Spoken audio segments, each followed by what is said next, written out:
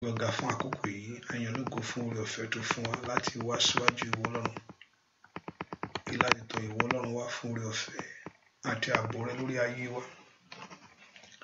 Agbọ̀ngàn fún ohun tó ń ṣe bàbá, ẹni máa ń sọ̀rọ̀ orúkọ Jésù Olúwa gbọ́ ọpẹ́. Ìwọ la gbéga fún oore ọ̀fẹ́ yìí, ìwọ la gbéga fún àánú rẹ lórí ayé wa, ẹni máa ń sọ̀rọ̀ Olúwa gbọ́ ọpẹ́ wa. Ìwọ Jésù, ìwọ la gbójú wa sókè sí, ìwọ ibi ààbò àti ibi agbára rẹ, ìwọ tó pa wá mọ́ lọ́wọ́ gbogbo. Jésù gba ọpẹ́, Olúwa gbà yín. Lónìí àtọ̀wá Jésù jàre ọ́, lónìí fọwọ́ ara rẹ hàn, bú jáde ọlá rẹ, bú jáde bàbá, nínú ògo rẹ sọ̀rọ̀ rẹ di mímọ́, a ó sì gbé ọ̀gá àsìkò láì lórúkọ Jésù Kristi Olúwa àtàgbára wa, àmín. Ọmọ náà bẹ̀rẹ̀ sí dúpẹ́ lọ́wọ́ yìí fún ohun tó ṣe nínú ayé rẹ, fún lọ́wọ́lọ́wọ́, fún ohun tó ń ṣe nínú ayé rẹ. Ẹ ká dúpẹ́ lọ́wọ́ Ọlọ́run fún ohun tó ń ṣe yìí. Ẹ ká dúpẹ́ fún Ọlọ́run fún ohun tó ń ṣe nínú ayé wa lọ́wọ́lọ́wọ́ báyìí. I want us to thank the Lord for what the Lord is doing in your life. Ẹ ká dúpẹ́ lọ́wọ́ Ọlọ́run fún ohun tó ń ṣe nínú ayé rẹ, ohun tó ń ṣe nínú ayé mi, ohun tó ń ṣe ọmọ nínú ayé ẹbí, nínú ayé ará, nínú ayé ojúlùmọ̀. Ẹ kò dúpẹ́ lọ́wọ́ Ọlọ́run yìí fún ohun ńlá èyí tó ń ṣe. I want to begin to thank the Lord for great things that the Lord is doing in your life. Fún ohun ńlá èyí tí Ọlọ́run ṣe nínú ayé rẹ. Ẹ kò dúpẹ́ fún àǹfààní látàrí gbàṣẹ́. I want to begin to thank the Lord. Dúpẹ́ lọ́wọ́ Ọlọ́run fún àǹfààní yìí, fún oore ọ̀fẹ́ ìṣẹ́gun yìí tó fún wa ní gbogbo ọ̀nà. Ẹ kò dúpẹ́ lọ́wọ́ Ọlọ́run fún oore ọ̀fẹ́ rẹ̀ lórí ayé wa, fún oore ọ̀fẹ́ rẹ̀ lórí ayé ọmọ, fún oore ọ̀fẹ́ rẹ̀ nínú ẹbí, lórí ọ̀rẹ́, lórí ará. Let's thank him, let's appreciate him. Ẹ ká dúpẹ́ lọ́wọ́ Jésù yìí fún ohun tó ń ṣe o. Olúwa ṣeun, ìwọ tó pọ̀ nípa àtàgbára o mà ṣe, ìwọ tó ní ohun gbogbo agbára lọ́wọ́ o mà ṣe o, fún oore rẹ lórí ayé wa sẹ́. Dúpẹ́ lọ́wọ́ Ọlọ́run yìí fún ètò tó ní fún ọ. Let's thank him for the plan of God concerning us, concerning our life. Let's exalt him. Ẹ ká dúpẹ́ fún ètò tí Ọlọ́run ní lórí ọ̀nà rẹ gbogbo. Let's thank him for that joy that he has prepared to give to you. Ẹ ká dúpẹ́ fún ayọ̀ tó ti ṣetán láti fi fún wa sẹ́. Ẹ ká dúpẹ́ lọ́wọ́ Ọlọ́run fún ìgbàlà ọkàn wa, ọba tí òjòjú tì wá, ọba tí òjì ayé yọ̀ wá, ọba tí òjì káyé kẹ́gàn rẹ̀. I want to begin to lift a voice and appreciate him. Ẹ ká gbóhùn wa sí òkè sí Ọlọ́run yìí fún ohun ńlá, fún ohun ògo èyí tó ṣetán láti ṣe, fún ohun ìyanu èyí tó ṣetán láti fi hàn, fún ohun ńlá èyí tó ṣetán láti ṣe nínú ilé rẹ. Let's thank him, let's appreciate him. Olúwa ṣeun, Ọlọ́run mi ò mà ṣe é, Ẹlẹ́dàá mi mo fi ọpẹ́ fún ọ. Let's thank him, give that praise to him, exalt him, magnify the Lord, magnify Jesus. Thank him for that love, thank him for that grace. Gbé fún àǹfààní látàrí gbàṣẹ. Ẹ ká dúpẹ́ lọ́wọ́ Jésù yìí, ọba tó gbà wá lọ́wọ́ ìyà, ọba tó gbà lọ́wọ́ ìtìjú. Ó ṣé, ó ṣé, ó ṣé o. Ó ṣé Ọlọ́run ìmọ́lẹ̀ ó mà ṣe o. Kábíyèsí ó ṣé o. Wọ́n la fi ìyìn fún. Ta ni ó tún gbé ga o? Bí kò ṣe Bàbá lókè. Ta ni ó tún fi gbogbo ọpẹ́ mi fún?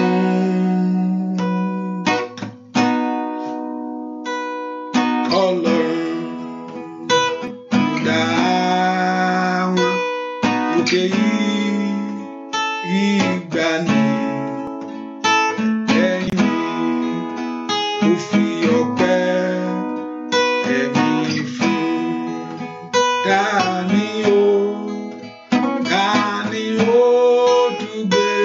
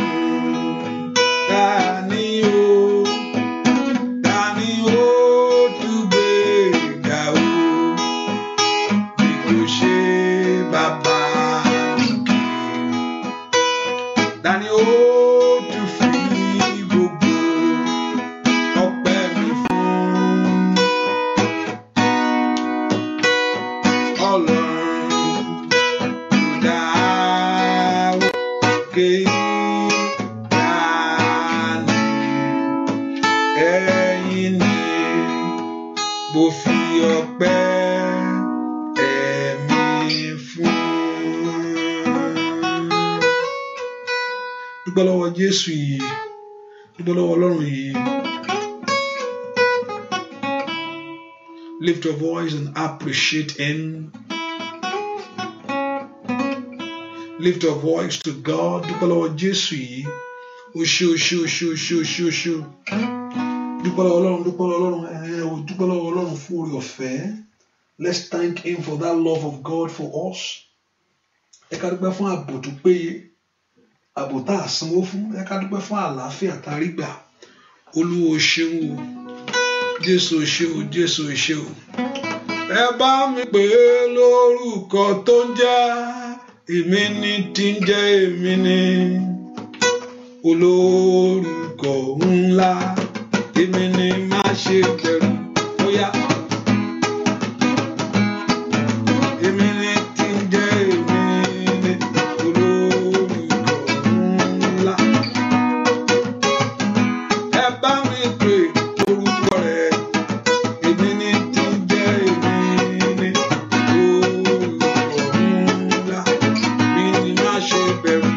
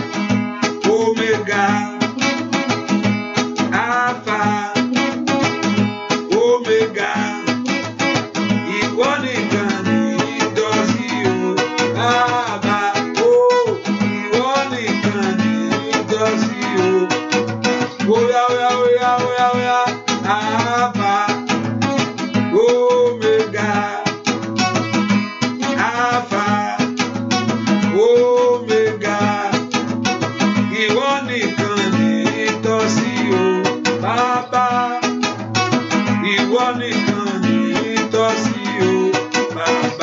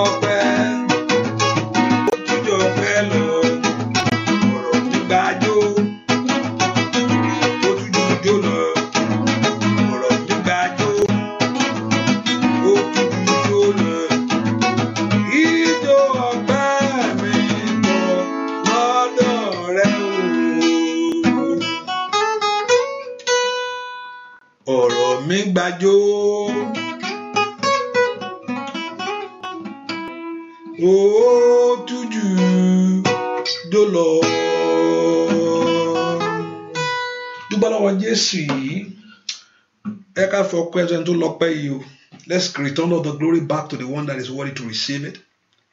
Let's return it back to him. Let's return all that glory back to him. Let's acknowledge of his glory. Let's acknowledge of God's presence, God's doing in our life.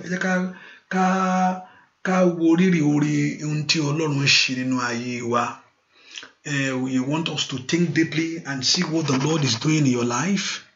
I want you to count your blessing and see what the Lord is doing. He's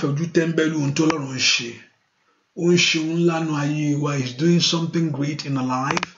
Even though Ọlọ́run bá ṣe lọ nínú ayé wa nínú ayé ẹnìkankan nípa àlàáfíà ara ni tàbí èrò ọkàn ni tàbí ìṣe ni tàbí ohunkóhun ẹ ká dúpẹ́ lórí ọmọ ni ààbò tó dájú ni ọba tí òjò bàjẹ́ ọba tí òjò dàrú. Let's appreciate him. Let's give that honor to the one that is worthy to receive it. Ẹ ká dá gbogbo ògo yẹn fún ẹni tó tó bẹ́ẹ̀ láti gba ògo yìí. Let's return the glory back to the one that is worthy to receive the glory. And the honor to the one that is worthy to receive that honor. Ẹ ká fi ọpẹ́ fún Olúwa nítorí pé ó ṣeun nítorí pé àánú rẹ̀ dúró láéláé. Let's thank him. Let the house of Israel say it.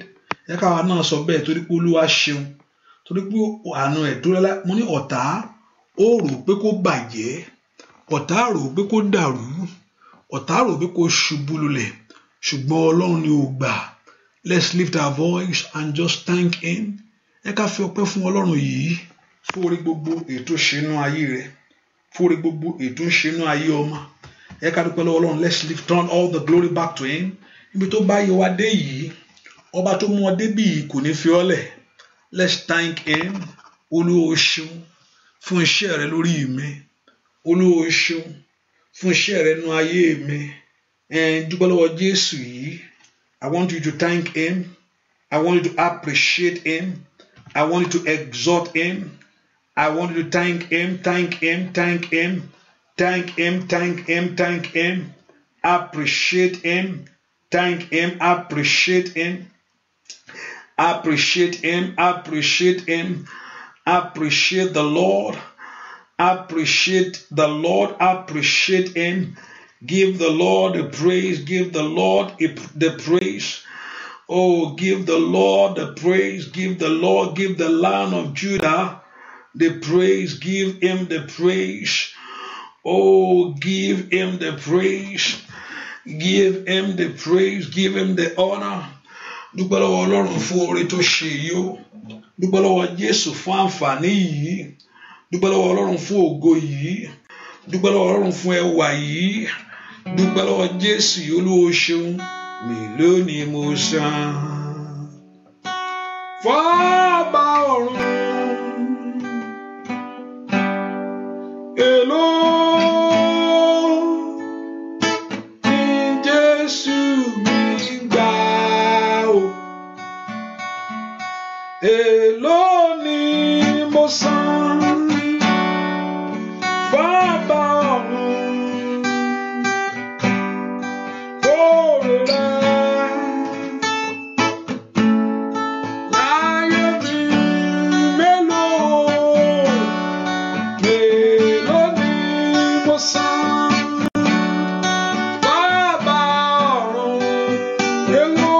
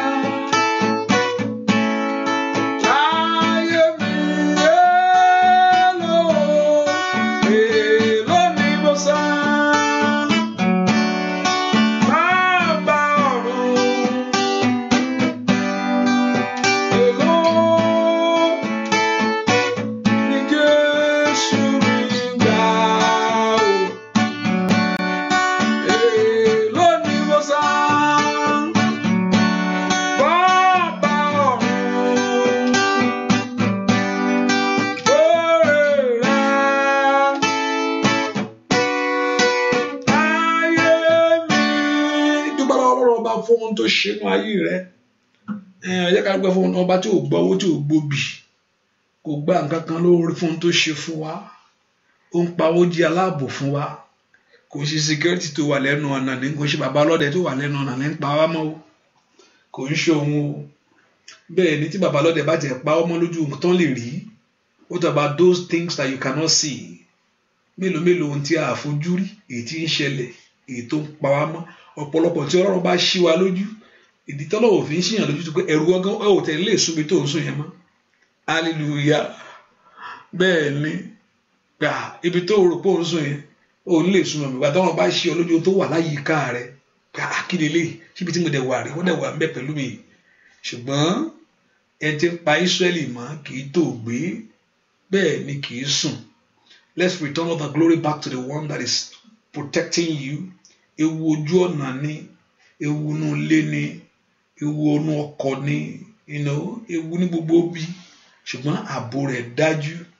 Ó fún àwọn áńgẹ́lì rẹ̀ láti pa ọ́ mọ́ lọ́wọ́ ibi gbogbo. Let's return the glory back to the one that is doing it. Ẹ ká dá gbogbo ògo yẹn padà fún ẹni tó ń ṣe o. Òun ló ń ṣe, òun ló ń ṣe inú ayé rẹ̀, òun ló ń ṣe inú ayé mi, òun ló ń ṣe inú ayé ọmọ rẹ̀. Let's thank him. Let's say to him, I appreciate you. Olúwa mo mọ rírì oore tó ń ṣe o. Olúwa mo dúpẹ́ fún ohun tó ń ṣe o. Olúwa mo mọ rírì ògo rẹ nínú ayé mi. I thank you, Lord. I worship you, Jehovah God. Mo sọ pé o ṣé bàbá.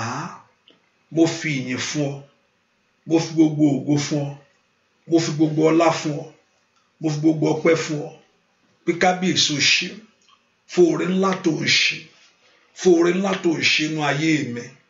Thank you, Father. Thank you, Jesus. Ẹni máa Ísírẹ́lì ó máa ṣe. Ẹni máa Ísírẹ́lì ó máa ṣe. Ẹni máa Ísírẹ́lì ó ṣe. Ẹni máa Ísírẹ́lì ó ṣe ní ọ̀nà mi gbogbo.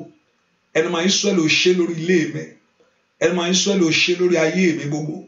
Thank him. Return all the glory back to him. Fi ọpẹ́ fún Ọlọ́run yìí. Fi ọpẹ́ fún Jésù yìí. Fi ọpẹ́ fún ẹni tó ní ọpẹ́ yìí. Fi fún ẹni tó ní gbogbo ìyìn yìí. Ọba tó gbà ọ́ lọ́wọ́ ìyà.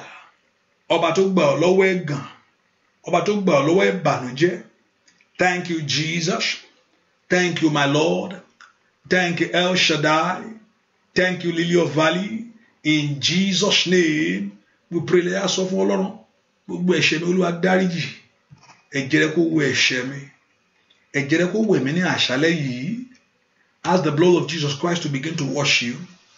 Olúwa fi ẹ̀jẹ̀ rẹ̀ wẹ̀ mí. Ìwẹ̀ ẹ̀jẹ̀ Jésù wẹ̀ mí. Olúwa fi ẹ̀jẹ̀ rẹ̀ wẹ̀ ayé mi. Ẹ pe orúkọ Jésù. Olúwa fi ẹ̀jẹ̀ rẹ̀ wẹ̀ mí. Ẹ sọ fún Jésù dáadáa. Lord, wash me in your blood. Ẹ̀jẹ̀ Jésù wẹ̀ ayé mi lọ́wọ́lọ́wọ́. Let the blood of Jesus Christ cleanse you. Let that blood purify you.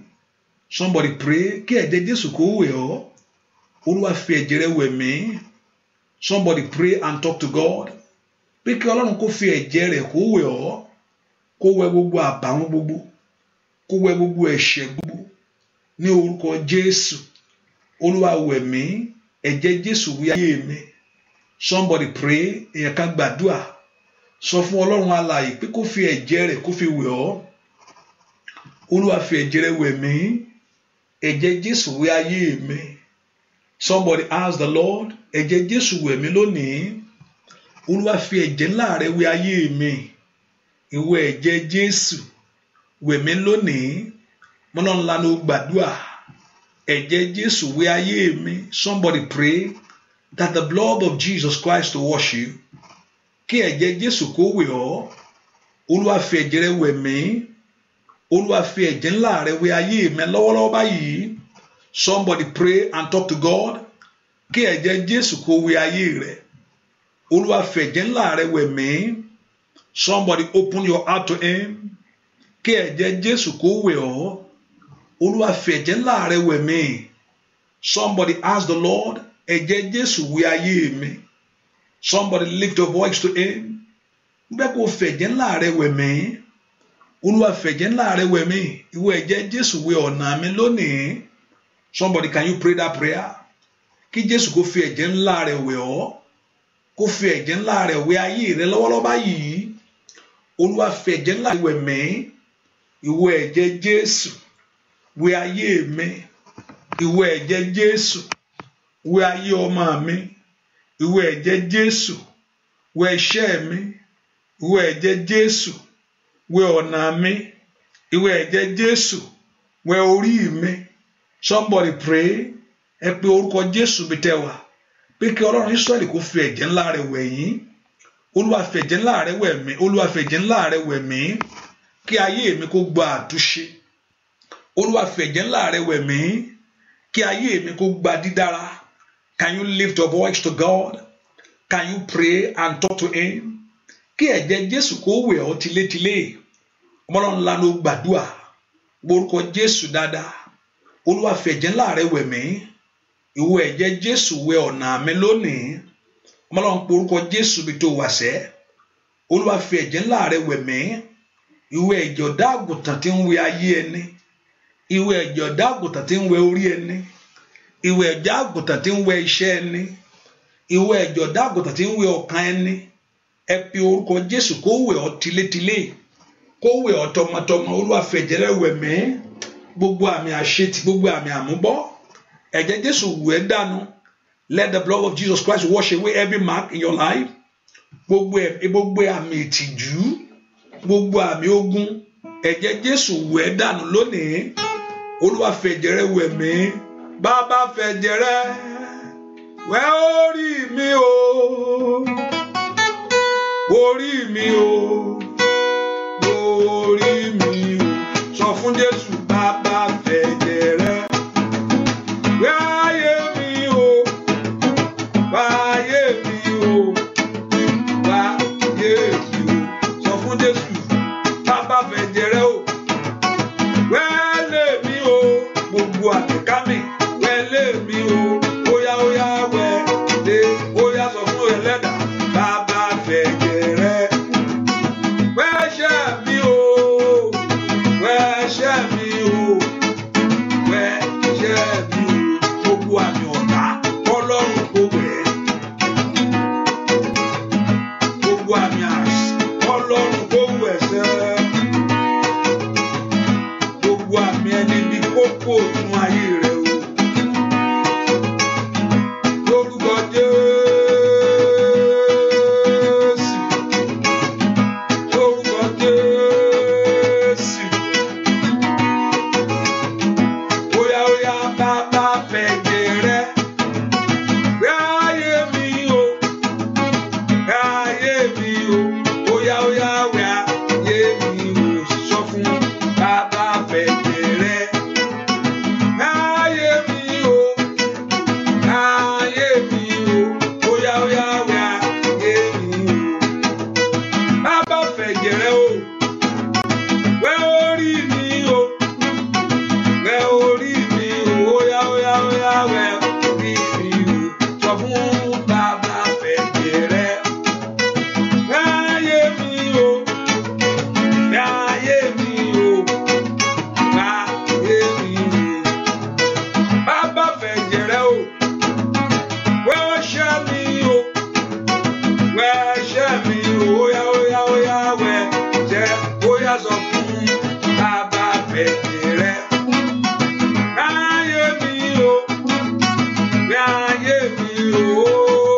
Wẹ̀ ayé mi o. Ó fẹ̀jẹ̀ Jésù. Ẹ̀jẹ̀ Jésù.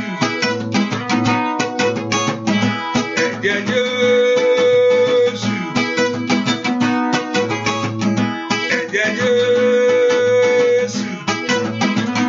Gbogbo ẹ̀ṣẹ̀ rẹ, gbogbo àmì àrùn, gbogbo àmì ikú, Ọlọ́run kó wẹ̀. Óyá óyá óyá o. Bàbá fẹ̀jẹ̀ rẹ̀ wẹ̀ ayé mi o. Wẹ̀ ayé mi o. Wẹ̀ ayé mi o. Ẹ pé orúkọ Olúwa fi ẹ̀jẹ̀ rẹ̀ wẹ̀ àkọsílẹ̀ ibi lórí ayé mi. Ọ̀pọ̀lọpọ̀ sọ pé àwọn ti kọ sílẹ̀ bó ṣe máa rí fún ni, àwọn tó kọ ni kò ṣe yí padà. Ohun tó kọ ó ṣe yí padà. Bíbélì sọ bẹ́ẹ̀, ohun tó kọ ó ṣe yí padà. àwọn tí àkọsílẹ̀ ni pé kò sí bó ṣe lè yẹ ó máa ṣẹlẹ̀ ohun tó máa pa ṣẹlẹ̀ á ṣẹlẹ̀ bẹ́ẹ̀ dàpé kò dín tó ẹ́ pé ohun tó máa pàpà ṣẹlẹ̀ ó máa ṣẹlẹ̀ kò nídìí kéèyàn gbàdúrà kú lẹ́jọ́ kù orí ọ̀fẹ́ Jésù Kristu lọ wa ìfẹ́ mọ ti Ọlọ́run kúrúkà kò lọlé kó lọ́jọ́ kù ó kú máa ṣẹlẹ̀ ni kò sí nǹkan tọ́lọ́run ò yí padà bí èlò sọ pé ó ní àkọsílẹ̀ tó lòdì sí ayé wa every handwriting dàpé ohun tó lòdì ohun tó àkọsílẹ̀ ibi Ọlọ́run lè yí padà bẹ́ẹ̀ ni tíyàn bá gbàdúrà tíyàn bá sọ̀tọ̀ Ọlọ́run fún ààbò bí wọ́n kọ sílẹ̀ ọ̀tá lè kọ́ nǹkan báyìí ló máa bà bó ṣe máa rí fẹ́ ní rè bí bá yẹ ni ṣe máa rí rè Ọlọ́run lè yẹ Ọlọ́run máa ń yẹ ikú Ọlọ́run máa ń yẹ àrùn Ọlọ́run sì máa ń yẹ bẹ́ẹ̀ ni ìdí tíyàn fi ń gbàdúrà kó bọ yẹ ni ó wá sọ fún Ọlọ́run kó bẹ yọ àkọsílẹ̀ ẹ pé orúkọ jí gbogbo àkọsílẹ̀ ibi lórí mi gbogbo àkọsílẹ̀ ẹni òkùnkùn lórí ìran mi gbogbo àkọsílẹ̀ ẹni ibi lórí ayé àwọn ọmọ mi Olúwa fi ẹ̀jẹ̀ rẹ̀ parẹ́ fún mi lónìí ẹ̀jẹ̀ Jésù gbè mí níjà pa gbogbo àmì rẹ̀ gbogbo àmì ọ̀tá gbogbo àmì ìtìjú ní orúkọ Jésù gbogbo àmì gbèsè gbogbo àmì ẹ̀gàn ní orúkọ Jésù gbogbo àmì ìbànújẹ́ gbogbo àmì àṣetì ó yá màmá ńlá ló gbàdúrà ẹ sọ fún Ọlọ́run gbogbo àmì àmúbọ́ gbogbo àmì kéèyàn má rọmọ bí kéèyàn má rọkọ kéèyàn má ṣe rere ẹ pe orúkọ ẹ̀jẹ̀ Jésù parẹ́ fún ẹ ẹ pe orúkọ Jésù dáadáa bí tẹ wà sẹ́ Olúwa pa mí rẹ́ àkọsílẹ̀ ibi lórí mi Olúwa parẹ́ ohun tí ayé sọ pé àwọn ti kọ ohun tí àwọn ìpàdé òkú sọ pé àwọn ti kọ pé àníṣe bó o lè rọmọ láyé bó o lè rọkọ èyí tó fi gbàdúrà rẹ o Olúwa parẹ́ Father wash it away gbogbo àmì kámi gbogbo àmì ogun ní orúkọ Jésù gbogbo àmì gbèsè Lord the blood of Jesus wipe it off ẹ̀jẹ̀ Jésù parẹ́ májẹ̀mú ibi lórí mi májẹ̀mú ibi lórí àwọn ọmọ mi in the name of Jesus májẹ̀mú ibi lórí iṣẹ́ mi májẹ̀mú ní ìrìn àjò mi ní orúkọ Jésù Olúwa fi ẹ̀jẹ̀ rẹ̀ parẹ́ Olúwa fi ẹ̀jẹ̀ rẹ̀ parẹ́ Olúwa fi ẹ̀jẹ̀ rẹ̀ parẹ́ Olúwa fi ẹ̀jẹ̀ rẹ̀ parẹ́ ní orúkọ Jésù yẹ ibi dànù lórí mi yẹ ibi dànù nínú ilé mi yẹ ibi dànù nínú ayé àwọn ọmọ mi can you pray pé kí Ọlọ́run kó mú kó pé kí Ọlọ́run kó yẹ kó àtọ́jú ẹ kú lórí rẹ ní orúkọ Jésù kó mú àìsàn yẹn kó nú àgọ́ ara rẹ ní orúkọ Jésù kó mú ẹ̀gàn yẹn kó nú ayé rẹ Olúwa mú kó gbogbo àkọsílẹ̀ níbi gbogbo àkọsílẹ̀ àwọn ẹni òkùnkùn ní orúkọ Jésù májẹ̀mú ọ̀tá ní orúkọ Jésù májẹ̀mú àwọn ẹni bí lórí iṣẹ́ mi lórí ọ̀nà mi gbogbo ó yá sọ fún Ọlọ́run Olúwa yẹ̀ Olúwa yí dànù Olúwa yí dànù gbogbo àbá àwọn ẹni òkùnkùn gbogbo àwọn àbá àwọn ẹni bí ní orúkọ Jésù gbogbo àwọn àbá àwọn ẹni ẹ̀jẹ̀ ní orúkọ Jésù lórí ayé mi lórí ayé àwọn ọmọ mi gbọ́ àdúà lórúkọ Jésù Kristi Olúwa wa ìwọ tó ti ṣe àkíní ẹ ṣe ẹ hallelujah please do that èèyàn mẹ́ta ni mo rí tó ti ṣe ẹ o just 3 I'm looking at it 3 ló sọ fún mi mẹ́ta ṣe ẹ why I don't know why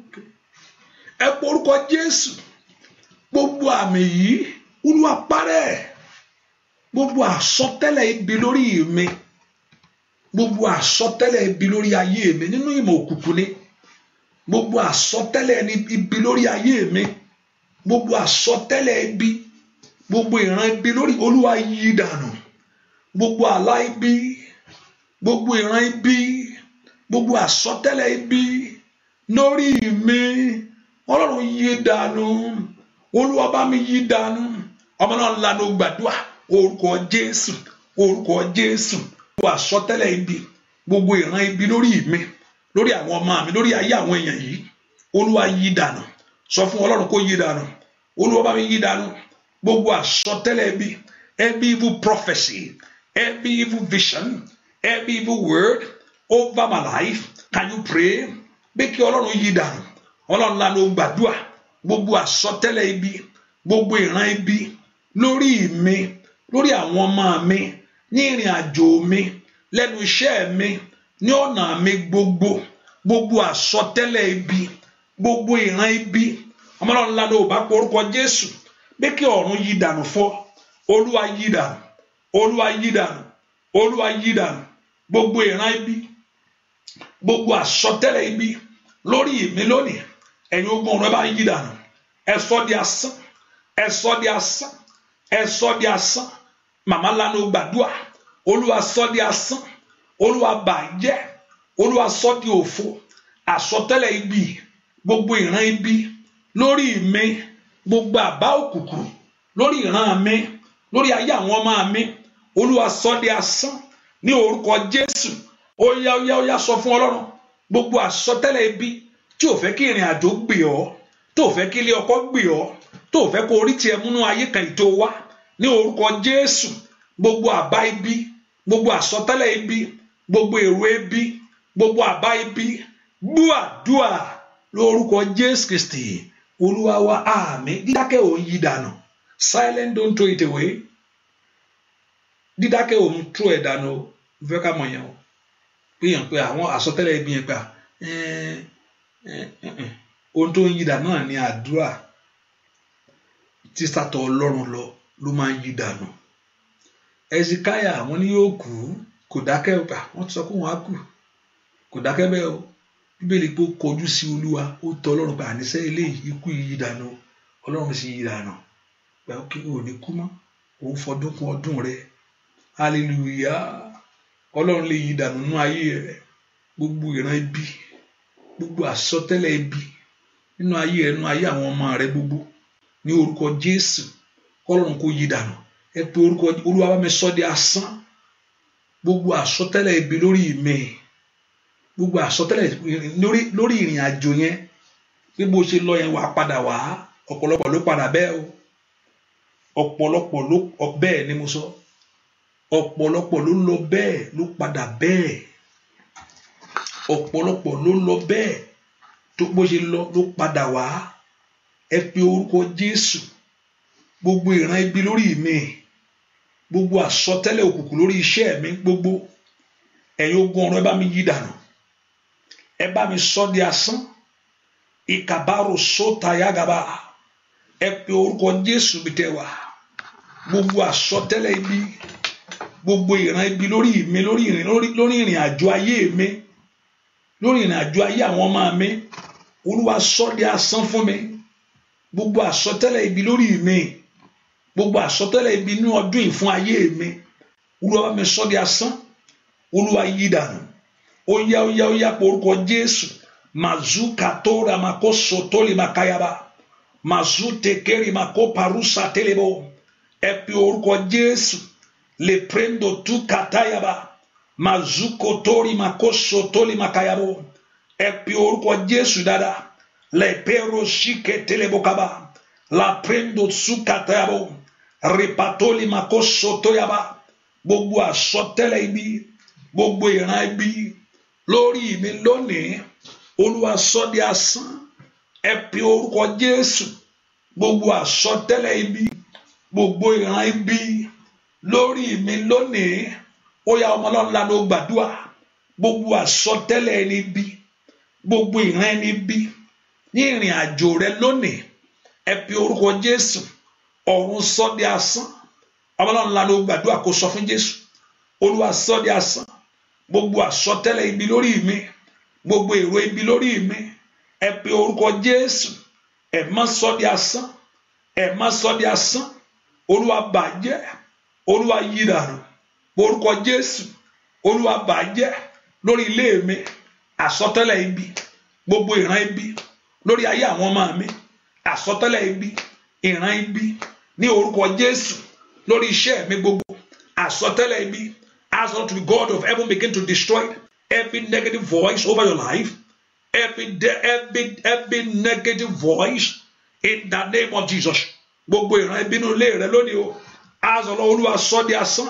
Gbọ́ àdúrà lórúkọ Jésù Kristi Olúwa wa. Ẹ pé orúkọ Jésù.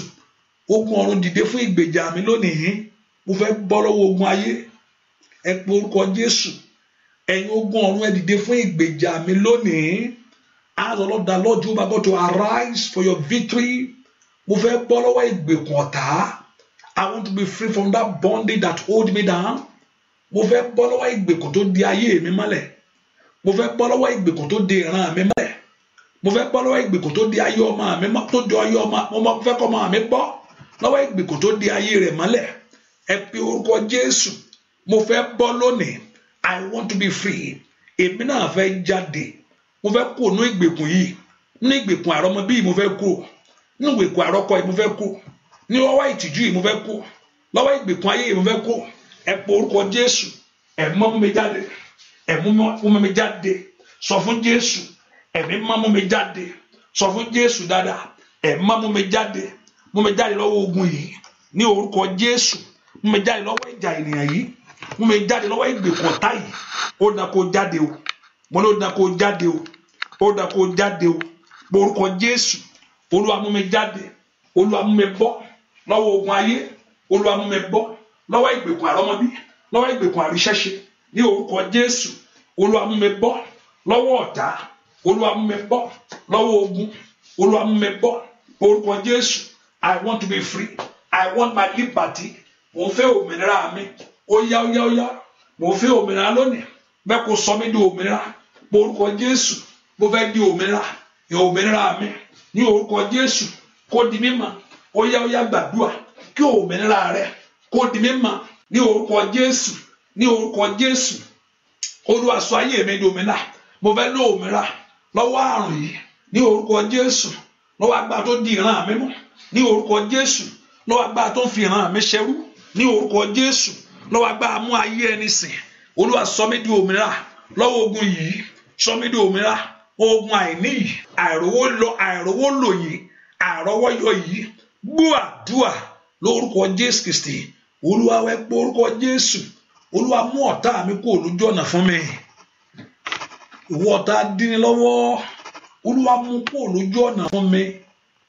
Dáfídì náà pè pé kó jọba ṣùgbọ́n Sọ́ọ̀lù wà lójú ọ̀nà àgbàdì Sọ́ọ̀lù kó lójú ọ̀nà o ọ̀pọ̀lọpọ̀ ibi tó yẹ kó ti dé tọ́lọ́run fẹ́ mú ọ àfi tọ́lọ́run bá bẹ ẹni ẹ wí o Olúwa mú ọ̀tá mi kó lójú ọ̀nà fún mi èmi náà fẹ́ kọjá lọ síbi ire ayé mi ẹ kó porúkọ Jésù Olúwa mú ọ̀tá mi kó lójú ọ̀nà fún mi èmi náà fẹ́ ṣe ohun ńlá láyé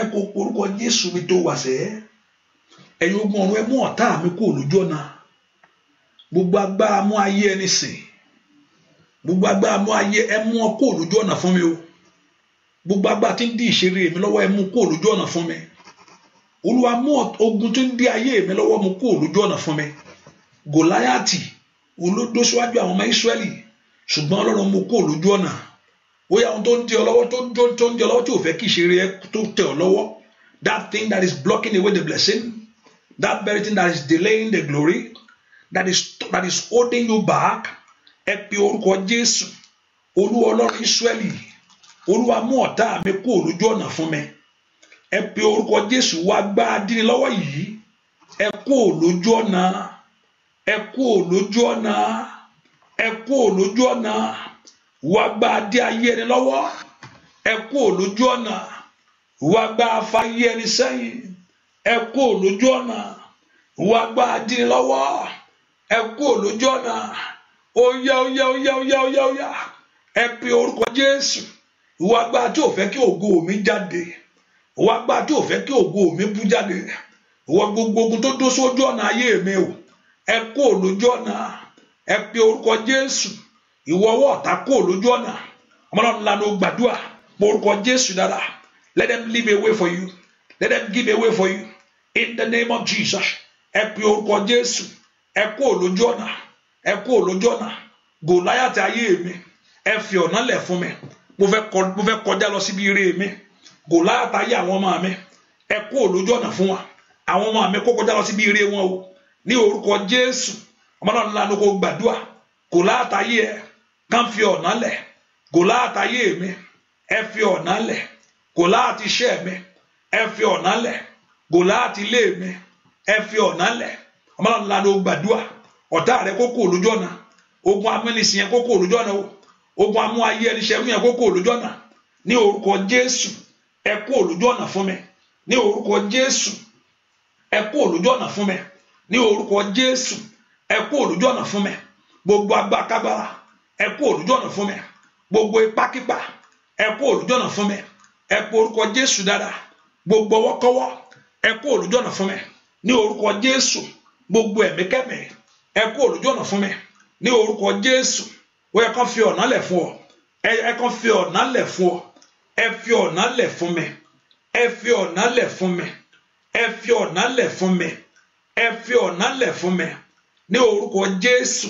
Ẹ sọ fún gbogbo agbára yẹn kó fi ọ̀nà lẹ̀ fún ọ, ẹ sọ fún gbogbo ipá yẹn kó fi ọ̀nà lẹ̀ fún ọ, ẹ sọ fún gbogbo agbára yẹn kó fi ọ̀nà lẹ̀ fún ọ, gbogbo agbára dínlọ́wọ́ ajírégbé ẹ fi ọ̀nà lẹ̀ fún ayé mi ní orúkọ Jésù. Gbogbo agbára ajírégbé asọ̀rọ̀ ìdò fún abarijẹ́ ẹ fi ọ̀nà lẹ̀ fún mi, gbogbo agbára amúnisìn ẹ fi ọ̀nà lẹ̀ fún mi ní orúkọ Jésù. Ó yá gbọ́ àdúrà lórúkọ Jésù Kristi. Olúwa wa, Olúwa bá ọ wí o Sátánì, Olúwa bá ọ wí o nínú ayé mi, Olúwa bá ọ wí o Sátánì, jáde jáde jáde. Ó yá sọ fún Jésù, Olúwa bá ọ wí o, ó yá o Sátánì, Olúwa bá ọ wí o nínú ayé mi, Olúwa bá ọ wí o Sátánì, jáde jáde jáde. Ọba òkú bá ọ wí sá, Olúwa bá ọ wí o, ó yá o Sátánì, Olúwa bá ọ wí o nínú iṣẹ́ mi o, Olúwa bá ọ wí o, ó yá gbàdúrà. Sátánì, jáde jáde jáde. Ọba òkú bá ọ wí o, Olúwa bá ọ wí o Sátánì, Olúwa bá ọ wí o lórí iṣẹ́ mi, Olúwa bá ọ wí o Sátánì, jáde jáde jáde. Sọ fún Ọlọ́run, Olúwa bá ọ wí o Sátánì, Olúwa bá ọ wí o. Ó yá lórí iṣẹ́ mi, Olúwa bá ọ wí o Sátánì, jáde jáde jáde. Sọ fún Jésù, Olúwa bá ọ wí o Sátánì, Olúwa bá ọ wí o lórí iṣẹ́ mi sá, Olúwa bá ọ wí o Sátánì, jáde jáde jáde. Ẹnìkan gbàdúrà bí ìbá ní kí n dárúkọ yín, mi ní sọ, ṣùgbọ́n mo wọ́ kẹ́ múra kẹ́ gbàdúrà. Tí ìṣẹ́gun yẹn bá dé, ẹ mà pé yín náà ni. Ẹ sọ fún Jésù, agbára tó lóun ò ní gbọ́, tó lóun ò ní gbà lórí ayé mi. Mo ṣe worúkọ yín yẹn, ohun tó jáde sí mi nìyẹn. Mo ṣe worúkọ yín yẹn, ohun tó jáde. Agbára tó lóun ò ní gbà, agbára tó lóun ò ní gbọ́, tó lóun ò ní gbà lórí ayé mi. Olúwa bá mi sọ agbára náà di asán lónìí. Agbára tó lóun ò ní gbọ́, tó lóun ò ní gbà. Ó ti ṣẹlẹ̀ ní Bíbélì rí. Fáráò lóun ò ní gbọ́, ó lóun ò sì ní gbà.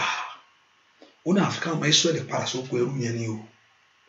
Ó lóun á yọ ikọ̀, òun á yọ àdá, òun á fẹ́ wọn nífun. Bẹ́ẹ̀ ni àgbà tọ́lọ́run tẹrí ogun yẹn bá. Bẹ́ẹ̀ kó pe Jésù. Agbára tó lóun ò ní gbọ́, agbára tó lóun ò ní gbà. Olúwa bá mi ṣẹ́gun ẹ̀. Ẹlòmíì ò kọ́ kó ń kú pé ká ayé ẹlòmíì bàjẹ́ pé òun á fara wọn jì, àtọ́tá ayé ẹ̀ bá bàjẹ́, òun ò gbà kó ń lọ sí. Ẹ wá pe Jésù ṣẹ́ tó ń bájà nù. Ẹ pe Jésù, gbogbo agbára tó lóun ò ní gbọ́, gbogbo ipá tó lóun ò ní gbà láti jẹ́ ká ayé mi ní òmìnira, láti jẹ́ ká ayé tèmi náà ṣe rere, láti jẹ́ kó ohun tó tọ́ sí mi kó tẹ̀ mí lọ́wọ́. Gbogbo agbára tí ń fẹ́ ẹ̀tọ́ mi dùn mí, agbára tó lóun ò ní gbọ́ yìí, tó sì lóun ò ní gbà. Ẹ pe orúkọ Jésù. Olúwa bá mi tẹ agbára náà rì. Olúwa bá mi ṣe agbára bá mi ṣe agbára náà ní ọṣẹ́ lónìí. Ó yá gbà mí lọ́wọ́ agbára náà. Ọmọ náà ńlá ló gbàdúrà. orúkọ Jésù, orúkọ Jésù, orúkọ ńlá Jésù, ọba tó pọ̀ ní pàtàgbára, gbogbo agbára tó lóun ò ní gbọ́, gbogbo ipá tó lóun ò ní gbà lórí ayé tèmi yìí ní orúkọ Jésù, agbára náà bá mi sọ di asán, agbára náà bá mi sọ di asán, agbára tó lóun ò ní gbọ́, ipá tó lóun ò ní gbà lórí ìran mi, lórí ayé àwọn ọmọ mi, ẹ pe orúkọ Jésù. Olúwa sọ agbára náà di asán, Olúwa sọ agbára náà di asán, Olúwa bá agbára náà jẹ́. Ọmọlọ́run ńlá ló gbàdúrà, agbára tó lóun ò ní gbà lórí ìṣeré rẹ, ipá tó lóun ò ní gbà lórí ògo rẹ sẹ́. Olúwa sọ agbára náà di asán, Olúwa sọ agbára náà di asán, Olúwa bá agbára náà jẹ́. Agbára tó lóun ò ní gbà, agbára tó lóun ò ní gbà lórí ayé àwọn ọmọ mi, agbára tó lóun ò ní gbà lórí iṣẹ́ mi, agbára tó lóun ò ní gbà lórí ọ̀nà mi gbogbo, agbára tó lóun ò ní gbà lórí ìdáwọ́lé mi, agbára tó lóun ò ní gbà lórí ògo mi, agbára tó lóun ò ní gbà. Ọmọlọ́run ńlá ló gbàdúrà. Olúwa sọ agbára náà dasán, ẹ̀mọ́ tẹ̀rí agbára náà bá, agbára tó lóun ò ní fàyè gbà mí pé kébé náà ga láyé. Ẹ pe orúkọ Jésù. Gbogbo agbára tí ń bá ògo rẹ lérí, èyí tí ń bá ìṣeré rẹ lérí, tí ń bá ọ lérí, gbogbo májẹ̀mú tí ń bá ọ lérí, gbogbo ò ní gbà pé kò gbọmọjó láyé ní orúkọ Jésù. Gbogbo agbára tó ní kò ní kàn ọ́, gbogbo agbára tó ní ò ní rí mú, ẹ pe orúkọ Jésù. Irú agbára yìí ẹ bá ń tẹrí ẹ bá, irú agbára yìí ẹ bá mi dìde mọ́, irú agbára yìí ẹ bá mi ṣẹ́gun ẹ. Ask the Lord to give you victory over such power. Àní gbàdúrà rárá sẹ́ lọ́wọ́ agbára yìí, Olúwa tú mi sílẹ̀. Lọ́wọ́ agbára yìí, Olúwa gbà mí. Lọ́wọ́ agbára yìí, Olúwa tú mi sílẹ̀. Lọ́wọ́ agbára yìí, Olúwa gbà mí. Lọ́wọ́ agbára tó lóun ò ní gbà ní orúkọ Jésù, tí ò fẹ́ kémi náà rí ògo tèmi náà lò ní orúkọ Jésù. Lọ́wọ́ agbára tó ò fẹ́ kémi náà ní ìrànlọ́wọ́, ó yá ó yá ó yá. Lọ́wọ́ agbára tó ò fẹ́ kémi náà róhun retí, lọ́wọ́ agbára yìí, wọ́n agbára tí ń fa ayé ẹni sẹ́yìn, wọ́n agbára tí ń dójú ti ayé ẹni, Olúwa tú mi sílẹ̀. Ọmọlọ́run ńlá ló gbàdúrà kó sọ fún Jésù. Let God deliver you. Olúwa gbà mí lọ́wọ́ agbára yìí, Olúwa tẹ agbára náà bá, Olúwa tẹ agbára náà bá ní orúkọ Jésù. Níwájú mi lónìí, Olúwa sọ agbára náà di asán. Níwájú mi lónìí, Olúwa sọ agbára náà di asán. Níwájú mi lónìí, Olúwa sọ agbára náà di asán. Níwájú mi lónìí, Olúwa sọ agbára náà di asán. Olúwa fún wa ní ìṣẹ́gun lórí agbára náà. Ask the Lord God of heaven to give you that victory over such power. Kí Ọlọ́run kó fún ọ ní ìṣẹ́gun lórí agbára yẹn. Olúwa fún mi ní ìṣẹ́gun lórí agbára yẹn. Olúwa fún mi ní ìṣẹ́gun lórí agbára yẹn. Olúwa fún mi ní ìṣẹ́gun lórí agbára yẹn. Olúwa fún mi ní ìṣẹ́gun lórí agbára yẹn. Olúwa fún mi ní ìṣẹ́gun lórí ipá yẹn ní orúkọ Jésù. Olúwa fún mi ní ìṣẹ́gun lórí ète yẹn ní orúkọ Jésù. Olúwa fún mi ní ìṣẹ́gun lórí àbá yẹn lórúkọ Jésù. Olúwa fún mi ní ìṣẹ́gun lórí ìmọ̀ yẹn. Ẹ gbàdúà, gbàdúà lórúkọ Jésù Kristi Olúwa wa. Tó rẹ́pìn yẹn lè gbára èèyàn á ti gbára ẹ̀. Bẹ́ẹ̀ ni rẹ́pìn yẹn lè gbára ẹ̀, èèyàn á ti gbára ẹ̀ tipẹ́tipẹ́.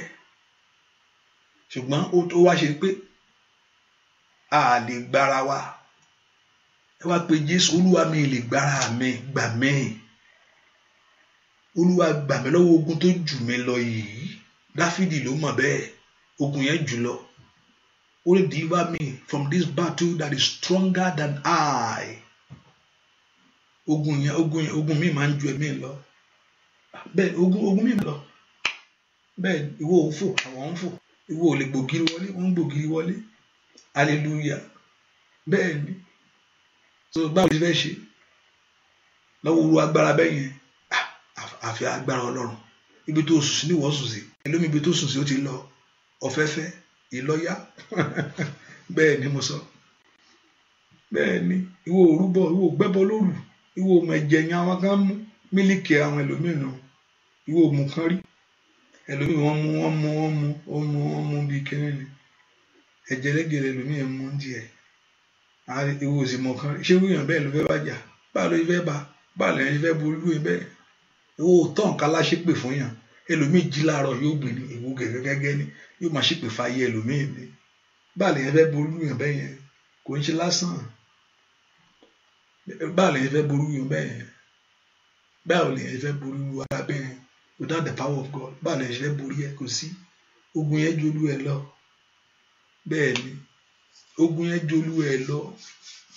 Ọlọ́run ní gbà lọ́wọ́ ogun ibi tó jókòó sí náà ló jókòó sí ohun tó mọ̀ ló mọ̀ ohun tó jù rẹ̀ rí yìí lórí ó rí nǹkan méjì yẹn lọ ẹlòmíì wọ́n rí ògùn wọ́n rọ̀la wọ́n rí ibo tó wọ́n rìnrìn àjò ẹ pé wọ́n ti fẹ́ ràn lọ́wọ́ ẹ lọ dí ọ̀nà mọ́ hallelujah wọ́n ti fẹ́ ràn lọ́wọ́ ẹ lọ dí ọ̀nà mọ́ bẹ́ẹ̀ ni ẹlòmíì tó bá ti dàkókò tó bá ti fi nǹkan bá ti lálà ó ti mọ̀ pé pàbó ni kò sí pé wọ́n ní ó ti mọ̀ bẹ́ẹ̀ tí àlá yẹn bá ti jáde ẹ̀yìn ni ẹlòmíì tó bá lóyún báyìí bá ti wá ti sẹ̀ ń gbò ilẹ̀ ó ti mọ̀ ẹ̀kọ́ wọn pé kíní ó ti mọ̀ pé ilé ti tó bọ́nu bẹ́ẹ̀ ni mo sọ lọ́wọ́ báwọn èèyàn fẹ́ borí agbára bẹ́ẹ̀ yẹn níbo ló fẹ́ sá sí lọ́wọ́ ipá bẹ́ẹ̀ yẹn tẹ́ pé ó fọ̀rọ̀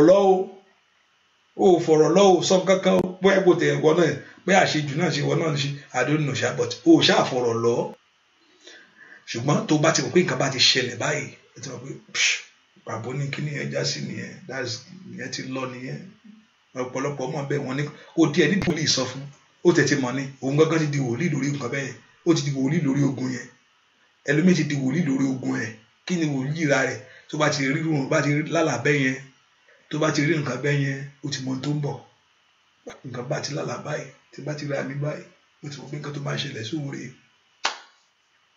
ta ló wá fẹ́ gbọ́ ẹ pé orúkọ Jésù ogun yìí jù mí lọ Olúwa gbà mí ogun tó fẹ́ fi àkókò ayé mi ṣòfò ó ń ka táìmù fún ọ ẹ filẹ̀ àkókò ẹ̀ làwọn fi ṣòfò láyé pé kò ní ríbi kankan wọ̀ Olúwa gbà mí lọ́wọ́ ogun tó jù mí Dáfídì ló sọ fún Ọlọ́run ó ní gbà mí lọ́wọ́ ogun tó jù mí lọ yìí ogun tó lè kó lé bàbá ó lè kó nú àdúgbò ó lè kó láàrin ó lè wọnú gbó lọ nínú gbó yẹn ó tún lọ bá nú gbó yẹn Sọ́ọ̀lù ó lọ bá lọ́wọ́ nú gbó yẹn pàdésẹ́ wọ bọ́ ìwà kú o ò ní débi tó yẹ kó dé láyé yìí pé àfi tó as long as Saul is alive David ò ní dé orí ìtẹ́ yẹn báwo ló ṣe fẹ́ débẹ̀ Sọ́ọ̀lù ò ní gbà láyé inú gbó àmì òróró wà lórí ẹ o pẹ̀lú òróró orí ẹ ó fẹsẹ̀ fẹ́ ní àgbàtí Ọlọ́run borí ogun yẹn fún ẹ pé orúkọ Jésù ogun yìí jù mí lọ ẹ̀yin ogun ọ̀run ẹ tì mí lẹ́yìn ẹ gbè mí níjà ẹ bá ń tẹrí ogun yìí bá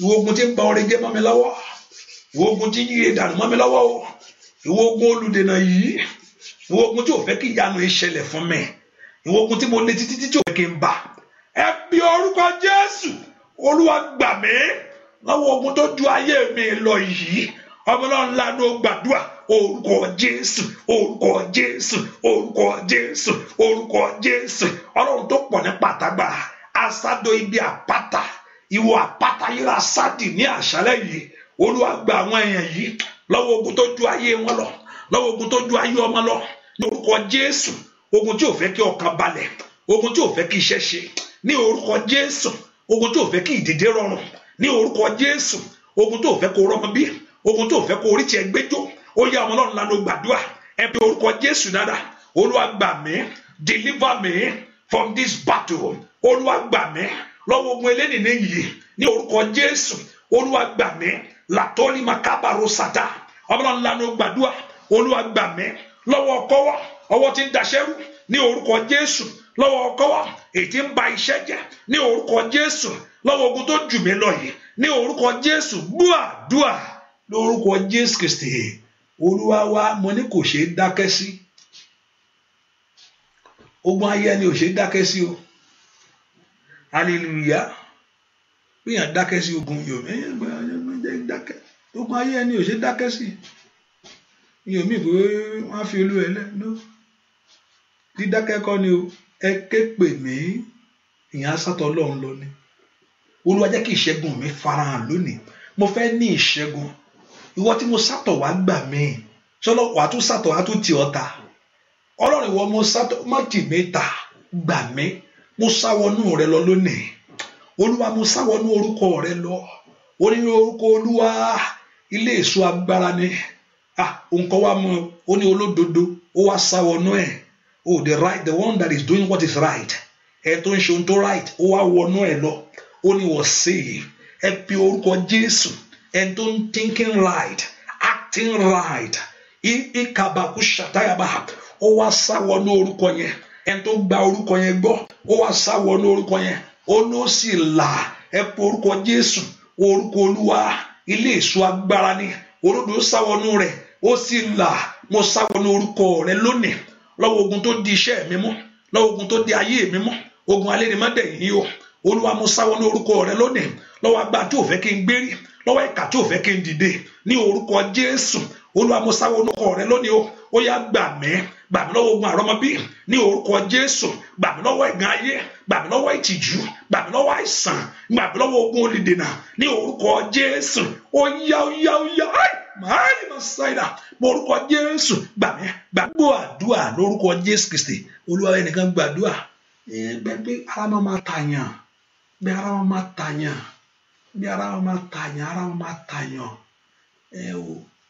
Gbogbo ohun táyé bá gbé kaná nítorí tiẹ̀ lónìí, èyí tó máa ń mú ara tán lórúkọ Jésù, kí Ọlọ́run kó sọ di asán. Bí ara máa tàyàn, ara máa tàyàn, ara máa tàyàn. Tó bá ti gbé kíní ara máa tàyàn, ara máa tàyàn. Gbogbo ibi tó bá parí iṣẹ́ ayé ẹ̀ sí lónìí, ọ̀run kó bàjẹ́ sàmì dáadáa. Gbogbo ibi tó bá parí iṣẹ́ ayé tiẹ̀ sí lónìí, ní orúkọ Jésù, kí Káfárì kó dìde. Iṣẹ́ lórí igi àgbélébù kó dìde mọ́ lónìí, sàmì dáadáa. Gbogbo tí ọ̀tá bá parí iṣẹ́ tiẹ̀ sí, pé àwọn ti parí iṣẹ́ tiẹ̀, inú omi ló sọ sí, àwọn parí iṣẹ́ tiẹ̀ lórúkọ Jésù. Gbogbo tó parí iṣẹ́ ayé tiẹ̀ sí, iṣẹ́ Káfárì ètí Jésù náà parí lórí igi àgbélébù, mo ní kó dìde mọ́ lónìí, mo ní kó dìde kó gbé ọ níjà. Iṣẹ́ Jésù lórí igi àgbélébù ní orúkọ Jésù kó tì ọ́ lẹ́yìn. Lọ́wọ́ ogun tó ń bí tó parí tiẹ̀ sí, Mákàlì Màsáìdà, ibi tó parí iṣẹ́ àwòrán tiẹ̀ sí, pé kò sẹ́ńtà rí ọ, ibi tó parí tiẹ̀ sí ní orúkọ Jésù, inú ilẹ̀ ni, nínú afẹ́fẹ́, nínú òfurufú ni, pé ibi táwọn parí iṣẹ́ sí ẹ̀ sí ní orúkọ Jésù. Ibi tó parí iṣẹ́ ọkọ sí, ibi tó parí iṣẹ́ aya sí ní orúkọ Jésù, nínú èrè ni, àìní màkóbá orúsà táyàbà. Gbogbo tó parí iṣẹ́ tiẹ̀ sí, iṣẹ́ ti Jésù lórí igi àgbélébù, èyí tó náà parí fún ìṣẹ́gun ti àti ìtúsílẹ̀ tiẹ̀ lórúkọ Jésù, kó dìde fún ayé rẹ, kó dìde fún ayé yín, kó dìde fún ayé yín, kó dìde fún ayé yín, kó dìde fún ayé yín, kó ṣí yín nínú, kó dìde fún ayé yín, kó gbè yín níjà, kó dìde fún ayé yín, kó gbẹ ẹ̀tọ́ yín fún yín ní orúkọ Jésù. Ẹ̀tọ́ yín, iṣẹ́ Jésù lórí igi àgbélébù, èyí tó ń parí ní orúkọ Jésù, kó bà gbogbo iṣẹ́ ọ̀tá jẹ́. Èyí tí ọ̀tá sábà ti pa lórí ayé rẹ, pé o lè rọ́kọ, pé o lè rọ́mọ, pé o lè débẹ̀, pé wọn lè fún ẹ, pé o lè rí gbà ní orúkọ Jésù, pé o lè kọjá bí tó wà. Gbogbo iṣẹ́ tí ọ̀tá ti ṣe, iṣẹ́ Jésù lórí igi àgbélébù, mo ní kó bàjẹ́ lónìí, kó sọ di asán, kó sọ di asán, kó sọ di asán, kó sọ di asán, kó sọ di asán, kó sọ dòfo, kó yí dànù, kó yí dànù, kó yí dànù, kó bàjẹ́, kó bàjẹ́, kó bàjẹ́, kó bàjẹ́, kó bàjẹ́, kó bàjẹ́, kó bàjẹ́ nínú ayé yín, kó bàjẹ́ nínú ilé yín, kó bàjẹ́ ní ọ̀nà yín, kó bàjẹ́ lórí iṣẹ́ yín, kó bàjẹ́ ní orúkọ Jésù. Yìí máìlì màkọ́ rí bàkọ́ gbogbo bí tó àtàtà wọn parí iṣẹ́ tiẹ̀ sí. Ó ní màkọ́ bìlẹ̀ kó sàkàbà, lè pọ́ńdọ̀ kó pìyẹ kàtàgàbà, ní ntẹ́ni bọ́ kó tẹ̀kàbà, ó ní bọ́ kó síkàbà, wọn bá lo àkùkọ ni, wọn bá lo ẹranko ni, ohunkóhun tó bá lò ní orúkọ Jésù láti parí iṣẹ́ ayé tiẹ̀ sí, ní orúkọ Jésù, lórúkọ Jésù. Jésù fi ara rẹ̀ jì láti parí iṣẹ́ tiẹ̀ fún ọ ní orúkọ Jésù. Iṣẹ́ Jésù kó bà iṣẹ́ ọ̀tá jẹ́, kó bàjẹ́, kó bàjẹ́, kó bàjẹ́, kó bàjẹ́, kó bàjẹ́, kó bàjẹ́, kó bàjẹ́. Ọ̀nà ayé yín kó là, ọ̀nà ògo kó là, ọ̀nà ìṣẹ́gun kó là ní orúkọ. Lábẹ́ ìgbèkùn gbogbo ẹ gba ìtúsílẹ̀, lábẹ́ ìgbèkùn gbogbo ní orúkọ Jésù ẹ gba ìtúsílẹ̀, ní orúkọ Jésù. Lábẹ́ ìgbèkùn gbogbo ẹ gba ìtúsílẹ̀, lábẹ́ ìgbèkùn gbogbo ẹ gba ìtúsílẹ̀. Ìgbèkùn àrọ́kọ, àìrọ́mọbí, àríwé ìgbénu, àríṣẹ́ṣe, àìlówó lọ́wọ́, àìrówó lò ní orúkọ Jésù. Ìgbèkùn àìsàn ní orúkọ Jésù. Ó yá ó yá ó yá, ẹ gba ìtúsílẹ̀. Olúwa ló sọ bẹ́ẹ̀, ẹ gbà á, ẹ gbà á, ẹ gbà á. Mo ní Olúwa ló sọ bẹ́ẹ̀ ní orúkọ Jésù. Àṣẹ Ọlọ́run ni gbogbo èèyàn kẹ́ tó wà ní àdúrà yìí lípanúsàtè lábẹ́ ìgbèkùn gbogbo ní orúkọ Olúwa àti àṣẹ rẹ̀, àti àṣẹ rẹ̀. Mo sọ ní orúkọ Jésù, ẹ gba ìtúsílẹ̀, ẹ gbà á, ẹ gbà á, ẹ gbà á, ẹ gbà á, ẹ gbà á, ẹ gbà á, ẹ gbà á, receive that deliverance in the name of Jesus. Mo gbàdúrà fẹ́nìkan ẹrù ayé rẹ lónìí kí Ọlọ́run bẹ̀rẹ̀ sí bẹ́ẹ̀ gbé. Ẹrù ayé rẹ lónìí, ẹrù rẹ lónìí kí Olúwa bẹ̀rẹ̀ sí bẹ́ẹ̀ gbé. Ẹrù rẹ lónìí kí Ọlọ́run kó bẹ̀rẹ̀ sí bẹ́ẹ̀ gbé. Lórúkọ Jésù ìtìjú kú ònú ayé yín o. Ẹ̀gàn sálọ, ìtúsílẹ̀ ṣẹlẹ̀, ẹ gba ìdáǹdè yìí. Ọ̀rọ̀ Olúwa kó ṣẹ mọ́ ọ lára. Ọ̀rọ̀ Olúwa kó ṣẹ mọ́ ìran rẹ lára. Ọ̀rọ̀ Olúwa kó ṣẹ mọ́ ayé lára. Ọ̀rọ̀ Olúwa kó ṣẹ ní ilé yín lára. Ọ̀rọ̀ Olúwa kó ṣẹ mọ́ ọ lára. Ó sọ nínú rẹ̀ pé then shall give the rain of for thy seed. Ó lóun ó fi òjò fún èso yín. Èso àdúrà tó gbà lórúkọ let there be rain of blessing. Òjò àánú, òjò ògo upon that your seed of your prayer before the Lord. Ikababosa, that shall sow in the ground with earth, and the bread and the bread of increase of the earth. Mo gbàdúrà ìyanu kó ṣẹlẹ̀ nínú ayé yín. Ẹ rí ògo lò, ẹ rí ìrànlọ́wọ́ gbà, àyè ńlá kó ṣí fún yín, àdúrà yín kó gbà, ẹ ti gbà kó gbà, àdúrà kó gbà fún yín, ẹ ní gbà lásán, ẹ ní wá Olúwa lásán o, Olúwa tẹ́ wá kó fara rẹ̀ hàn, kó fi ògo hàn nínú ayé yín, bẹ́ẹ̀ ni ó sì rí fún yín, láì lórúkọ Jésù Kristi, Olúwa àtàgbára wa, àmín. Mo pàṣẹ ìwòsàn sínú omi àti kó di ẹ̀jẹ̀ Jésù. Gbogbo ẹni tó ń wọ́n ọmọ lórúkọ Jésù kẹ́ẹ̀rí kó kí ìyanu ọmọ ṣẹlẹ̀. Mo pàṣẹ ìyanu sínú omi yẹn. Gbogbo ẹni tó ń wọ́n ọmọ lórúkọ Jésù àtàláboyún lórúkọ Jésù kẹ́ẹ̀ bí wẹ́rẹ́. Lórúkọ Jésù ìrètí rẹ ò ní já sómi. Ìrètí rẹ ò ní bàjẹ́. Ògo rẹ ò ní wọmi. Olúwa kó gbé ọ níjà. Olúwa kó ràn ọ́ lọ́wọ́. Kójú kó ti ọ̀tá ilé o. Kójú kó ti ọ̀tá òde. Ìyanu yín kó ṣẹlẹ̀. Ẹ rí ògo lò. Ẹ rí ìrànlọ́wọ́ gbà.